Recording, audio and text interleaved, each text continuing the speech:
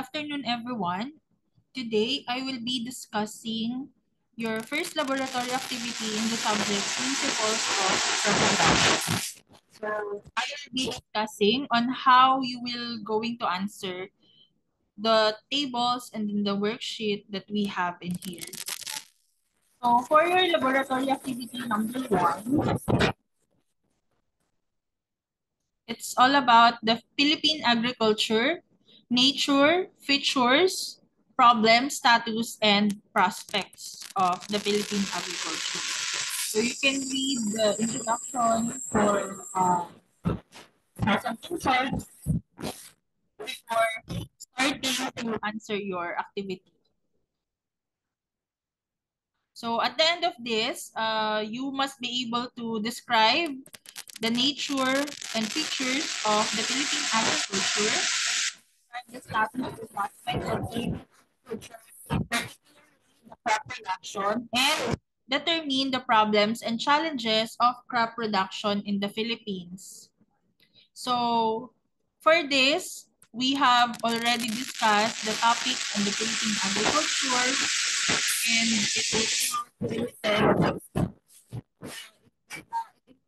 not limited to agricultural development, the world food situation and production centers, status, prospects, and problems in Philippine crop production. So I will be sending the link of the video presentation and challenges of the agriculture sector that will be viewed by you students. And then last, you shall be able to do library work or online research on the needed data in the activity. Field interviews with farmers are also encouraged. So for your required output, you are required to submit filled out worksheets and answers on the guide questions provided below.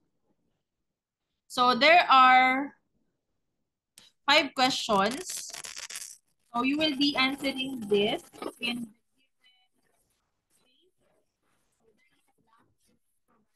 the end to utilize to write the answer, your answer in the following questions. You can cite some information that you got online, and also please incorporate your personal that I will be what is your insight about this certain topic. So these are the references. So for your worksheet number 1, we have the Philippine subsector and the share on Philippines GDP. So yung agricultural subsector, we only have 4 subsectors. And you should be able to search for it, identify it, and ang gagawin references ay so, itong subsector na to ng agriculture, ito ay 4. Okay po? And then, for the share on GDP, pardon, because this is supposed to be percent distribution on the value of production. Percent distribution on the value of production. Kasi itong 4 na subsector na to, meron siyang share sa value ng production ng agriculture sector. Okay? So, malalaman nyo na tama yung inyong sagot if you add this percent distribution of the 4 subsectors, it will be equal to 100%. And then, you will be mentioning some of the major commodities that are included in that specific subsector. For example, sagot dito, subsector na to, commodities na pinoproduce sa Pilipinas. Pag sinabi natin commodities, it can be, for example, sa crop production, sa crops, rice is a commodity, corn is a commodity, coconut is a commodity. Sa livestock naman, animal is also a commodity. So, magsasite kayo dito ng mga examples na ilalagay ninyo. Ano ba yung mga example ng commodity na meron yung agricultural subsector na yon. Okay? So for your table 2,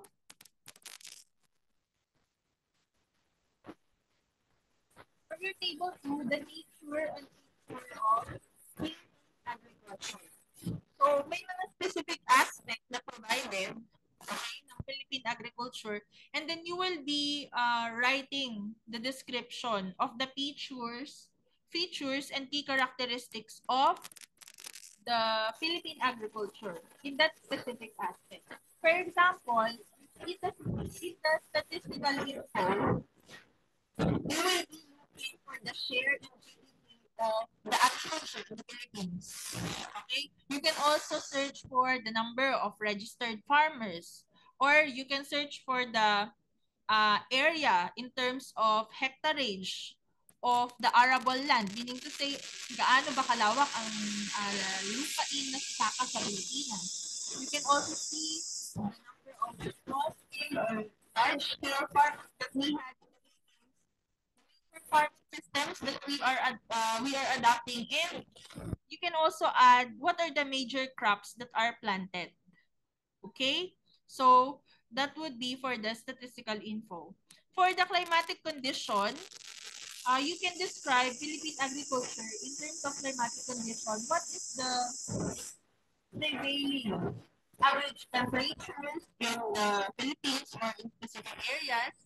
Or if there is an average humidity, wind velocity, or average rainfall, what are the types of climates that we had in the Philippines? And what are, or you can also include the occurrence of typhoons in the Philippines that is affecting crop production. For the soil resources, you can slide here ano yung mga major soil types na meron tayo sa Pilipinas. Or ano yung mga nutrient sources na ginagamit ng karaniwan ng ating mga farmers.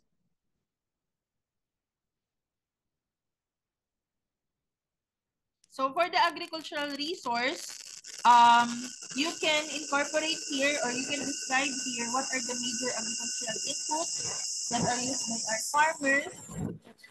And you can also incorporate the nature of acquiring these farm inputs or agricultural inputs natin. So for the crop-based farming systems, what are the prevailing farming systems that are utilized by our farmers? Okay, so when we say crop-based farming system, meaning to say there is a major commodity and then there is a major crop and then examples na meron pa sa Pilipinas. Okay, commodity produced, enumerate the major agricultural commodities that are produced in our country. So, please always bear in mind that we are pertaining to the Philippine setting in answering this table. Okay, for the crop improvement program, please cite the programs that are implemented by the Philippine government for crop improvement. So you will search for the programs that are implemented by the government if there I'm sure there are available online, or if you know some of the projects or programs that is implemented by the government. For the irrigation management, know what are the sources of water in the Philippines, utilized by small scale and large farmers, and anything that is related to the irrigation. If majority of the farms in the Philippines are rain-fed or if they are irrigated, so you can add those data. For the agricultural policies, just present at least 3 agricultural policies implemented. You can include laws or batas na naiiral ngayon sa bansa natin na may kinalaman sa agriculture or mga policies na makikita ninyo na ini-implement ng Philippine government. Agricultural exports, you can write here what are the crops that being exported by the Philippines. If there is a data on the volume of production, you can also include And anong country? Kung saan country natin dito yung environmental issues, right here, the current environmental issues that we have in agriculture. And please always bear in mind that you only include what is, um, you just include what is for or under the Philippine setting, Philippine agriculture setting. And the challenges faced, you can enumerate on your own or you can look online or on other what are the challenges that are faced by the Philippine agriculture. And for the last, the government priorities. So look into what is being prioritized by the government in terms of Philippine agriculture sector. O, pwedeng in terms of commodity, is there anything, is there a commodity na pinaprioritize ng government natin? Or ano yung pinaprioritize ng government natin sa agriculture sector in terms of budget? So you can look on those um, ito yung they are just suggestions on how you can start working in it. Pero kung meron pa kayo na-isip na iba, in our controversial. Next table is the top 10 agricultural crops in the Philippines. So, you can search for the latest of the Philippine Statistics Authority on this agricultural crops. Okay? So, look into it. So, uh, the periodicals of from the Philippine latest norm. So, makikita niyo doon, ano ba yung pinakauna or pinakamataas ng production ng agricultural crop natin sa Pilipinas. So, for example, noong 2021, ang top 1 natin ay sugarcane. Pangalawa lang ang rice. So, ngayon, we are now in 2024. So, look if there is already a data or kung ang latest ay 2024. So, of production in terms of million metric tons, area planted, gaano pa yung ang kanyang unit ay tawag dito, hectares, in terms of hectares. And then you will be writing the top three producing region of that specific crop. For example, ano yung top producing region ng crop number 1? Ilalagay nyo siya dito, yung top 2 producing region at top 3 producing region, and then their percent contribution. So yung percent contribution nila, hindi siya necessarily mag-equate 100 kasi marami pang region ang contributory for that specific elevation. Okay? So, what you production again in terms of million metric tons or thousands. Okay? So, yung unang 10, yun yung ilalagay mo. And then for the last part of your activity, so you will be also letting the source. Saan yung naging source ninyo for this following month? And then last, you will be having a interview of a minimum of 3 farmers in your locality. So you will determine their profile and you will ask them about the challenges that they are currently facing as farmers and use the guidelines below. So itong mga to, pwede namang malaman mo siya na hindi okay, so you ask their name, hindi English din yung tanong yan. You can or in layman's term. Okay, so pwede hindi maging rigid yung inyong way ng questioning sa farmers. And then, please ask them on the problems that they are encountering or they already encountered. So, list them or you can makipagkwentuhan sa kanila, ano ba yung mga nararanasan nilang problema sa agriculture sector natin, and you will take note of that.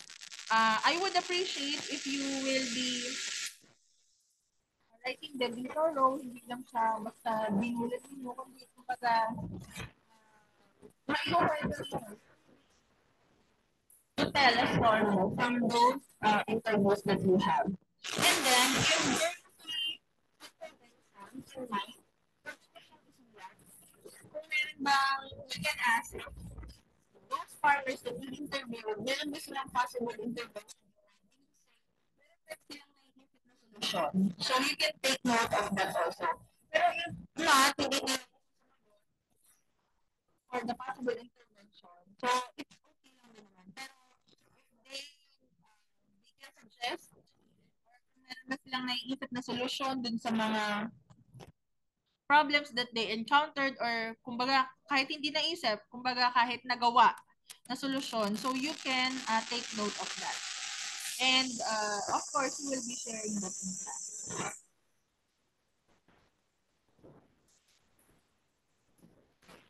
This will be I'm used to write the answer to the question. Okay. So that's all for your laboratory activity number 1. If there are questions, you can approach me in our group chats. Thank you very much.